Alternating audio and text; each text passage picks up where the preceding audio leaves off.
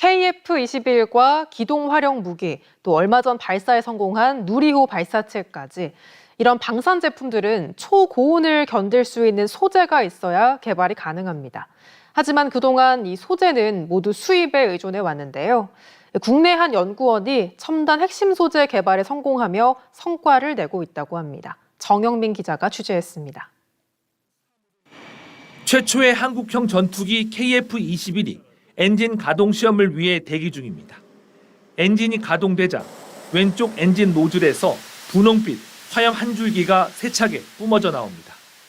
이 엔진에는 1000도가 넘는 초고온을 견딜 수 있는 국산 부품이 투입됐지만 핵심 소재는 전량 수입했습니다. 한국재료연구원이 이를 국산화하기 위해 기술 개발에 한창입니다. 니켈에 티타늄 등 8개의 원소를 넣어 개발한 초내열 합금을 특수 장비에 넣고 1100도 초고온에서 최대 4톤의 무게를 버티는 시험 평가에 성공했습니다. 조금 더 싸고 그리고 경량화시키기 위해서 다른 대체 원소들을 첨가를 시키고 무거운 원소들은 조금씩 빼버리는 4, 3, 2, 엔진 점화, 26.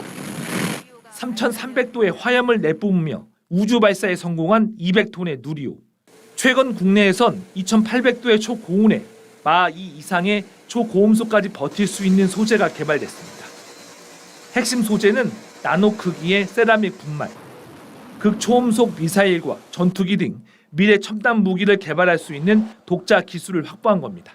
근데 극초음속 미사일은 뭐 15분, 20분, 30분 정도 계속 연소가 되는 거거든요. 그러다 보니까 고온 고속에서 장시간 노출이 되고 그런 경우에 버틸 수 있는 소재가 필요한 거죠.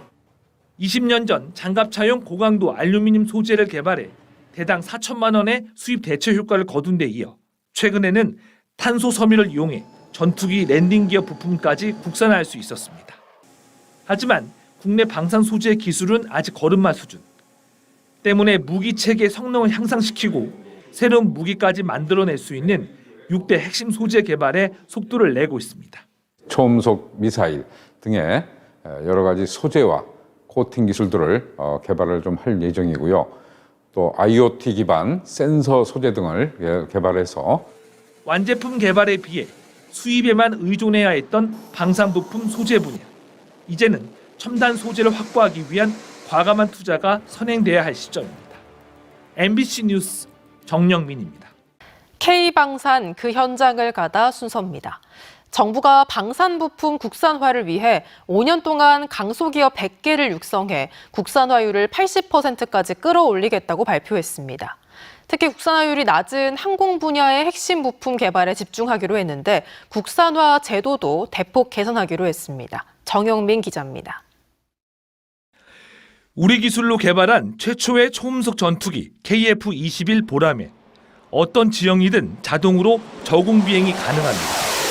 여러 목표물을 동시에 탐지할 수 있는 최첨단 레이더 국산화에 성공한 덕분입니다.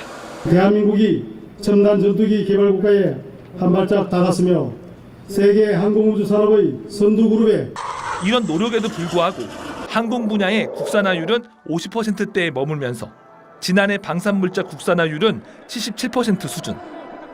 때문에 한국형 전투기 사업과 소형 무장 헬기 부품 국산화 지원에 집중하던 정부는 올해 첨단 엔진의 소재와 부품, K9 자주포용 엔진 등에 2,500억 원을 투자하기로 했습니다.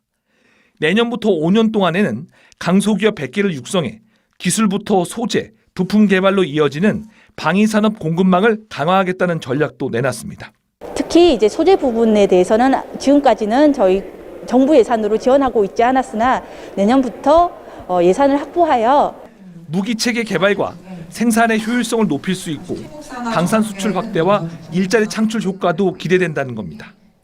이를 위해 부품 국산화 제도도 완화해 주기로 했습니다.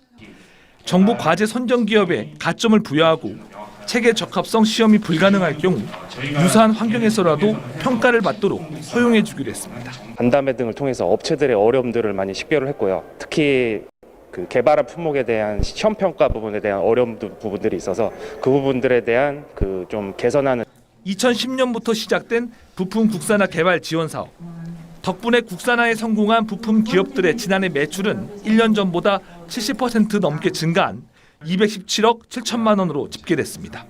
5년 안에 부품 국산화율 80%, 방산 수출 세계 4위를 달성할 수 있을지 주목됩니다. MBC 뉴스 정영민입니다.